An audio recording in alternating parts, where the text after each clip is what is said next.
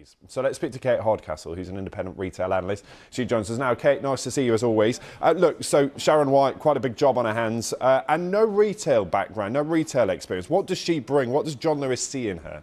This is a pivotal time for the organisation, and whilst Sharon White doesn't particularly have retail experience, she's got experience as being a customer champion. When she was at Ofcom, she's got experience of moving fast with new strategy and developing organisations to get speed and efficiency, and actually those are skills that John Lewis really needs right now.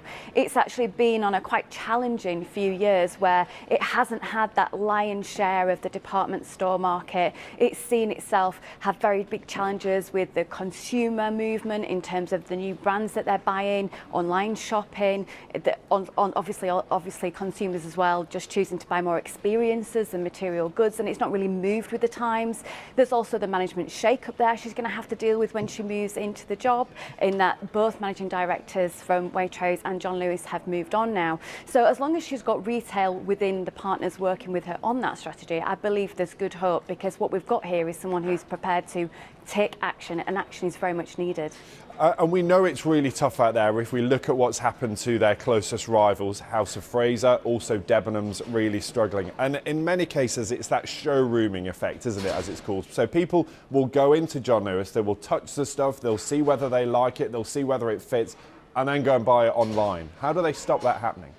The department store model is quite challenged. What it used to do is be a collection of brands that we could peruse, see all those brands all together, and then, select from those items. But online really does offer that to us as consumers. We're much savvier now. We look for prices. One of the biggest strategic problems I think John Lewis has, and I've mentioned this for quite a few months, is this never knowingly undersold promise they've got. So that means every time one of their competitors goes in on a price offer that's low and bold, they've got to meet it and match it. And then they're trying to create quite a upmarket department store atmosphere. One requires investment, one means you're not making the great amount of profits that you could, and therefore two together are quite a clash. So that's strategically something they need to look at. As for consumer showrooming, it's going to happen unless there's something that really connects them on the spot and makes them say, yes, I want to buy here and now because this experience is good, because the service is good, or because this is a product that I don't even know where I'll find somewhere else. Yeah, and that's the thing. How does John Lewis become something that is the must-go-to place? How do they get people through the doors and, as you say, crucially, to buy? Because